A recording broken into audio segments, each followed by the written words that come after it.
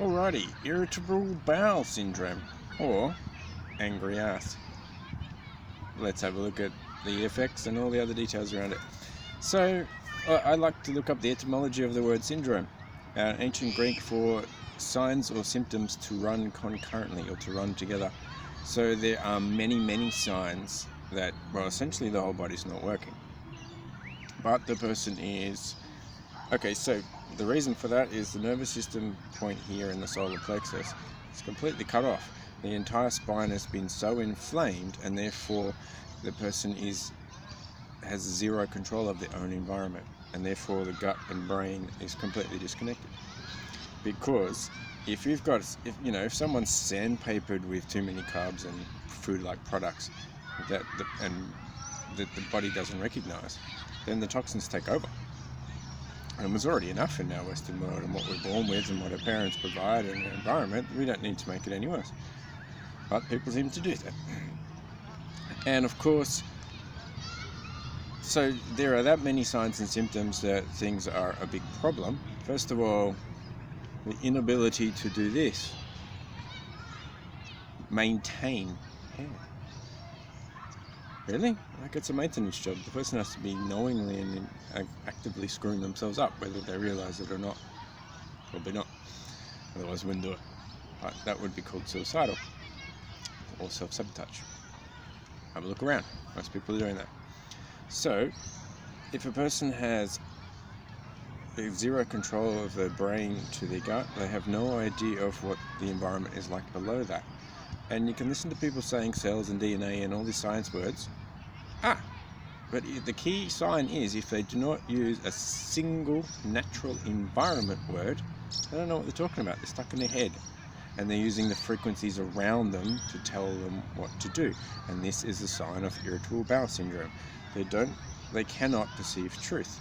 They cannot understand and have the ability to look within to define and decipher between what are the frequencies of their own thoughts and those of them around them. So you'll notice there'll be a different person in each different environment, different social groups, different work environments, different home, families, all sorts. So they don't know themselves.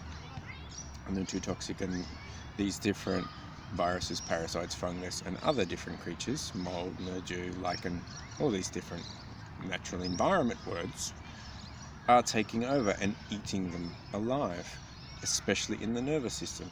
And if they've got irritable bowel syndrome and they have to get to a stage where a doctor had to tell them, and the doctors have zero idea on nutrition and digestion, especially the gastroenterologist, look at them. Yeah, exactly. Look at their body and look at their skin. Then they have completely destroyed themselves, and the only way I can know these things is to remove them from myself. There will be tens of thousands of viruses in the large intestine. They will be full of parasites around their entire spine. The entire bottom half of the body is essentially a receptacle or an overflowing cup for toxic sludge.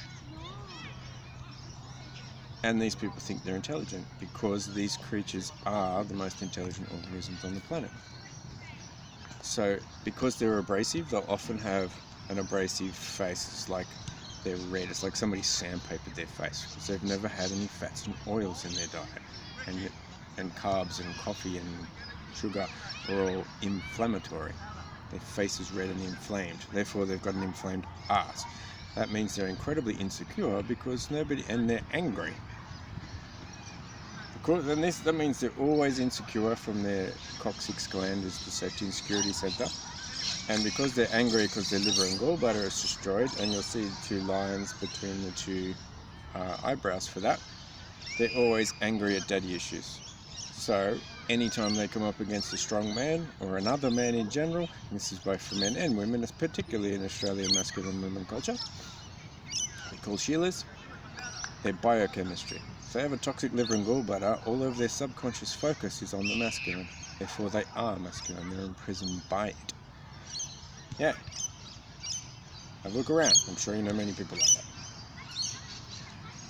They're always externally blaming the masculine. Apparently, the matrix of the system has a gender, and it's masculine. How can a system have a gender? It's conceptually impossible and ridiculous, really. But if the person doesn't have the brain connected, then they don't realise. Also, they're heavily reliant upon science, because science is what the system tells them is truth. It's not even it's still on the level of the mind, so it's nowhere near truth. Not even close. And you'll notice now with the black hole theory, oh, we found a black hole, guess what? Look at it, it's an inflamed sphincter. And with an angry proving themselves to their father or the system and the frequencies around them. Pretty simple, really. We look at it, all the lists, and they're all the same psychological and emotional effects of an irritable bowel, an angry arse. Funny that. Tell them anything different?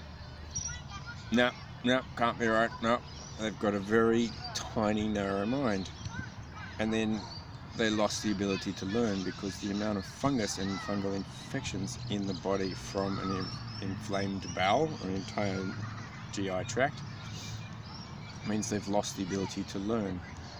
They even lose the ability to do the same thing over and over every day and get better at it. It's the environment that has created so many more and more toxins that the nervous system cannot stop and do something like simple math, which is simply the ability to focus. The ability to look within, gone, never there in the first place, most likely. And they'll always be looking outside themselves for help, which is, of course, insecure, needy, and desperate, because their safety and security center in the coccyx has been taken over, because there is zero nervous system connection there. So it's like their circuitry go and their thought patterns go, I need help, help me, I'm really insecure, help. And this is the place where we're having our relationships from. And our sexuality, because if you've got an inflamed bum, your whole spine's inflamed, and therefore there's no nervous system connection to the genitals, because there's zero chance of being happy. That connects up and it just keeps going up the spine to the adrenals and the kidneys, which is the center of fear. They're insecure, unable to be happy, and scared of everything. Then it goes up to sadness in the spleen at the maternal, and then angry at dad and the liver, and then abandonment in the gallbladder. And all of this means filthy blood going through it. It's incredibly dirty blood. So nothing is working, and this is where we're trying to have relationships from. It just doesn't work. The person is a completely non-functional, ghostly robot and can only do what the system tells them. They'll be watching the news and reading the newspapers and thinking it is gospel. Yeah, and worshipping it. And what's the penalty for worshipping false gods or false idolatry? Death. What's death? Death's a built-up toxicity. Generally in the gut, but well, the whole lower half and the whole body, when different creatures, flesh-eating creatures, eat the organs. In other words, decaying matter. Does that matter? Yeah, well, have a look around. Most people, they don't realise it, but if they haven't got a nervous and immune system connection from an irritable bowel down in their gut, that gut is totally filled with microorganisms and decaying flesh and matter. That's essentially what the Christians call the devil, keeping them in hell.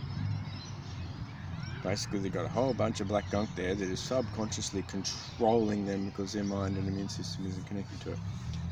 The best sign for that is baldness, because the lymphatic system, symbolized by the crown around here, doesn't have the power to maintain a full head of hair.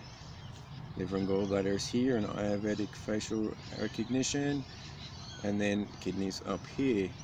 It just goes back further and further, and then that person's brain is controlled by their parasites below in the vagus nerve.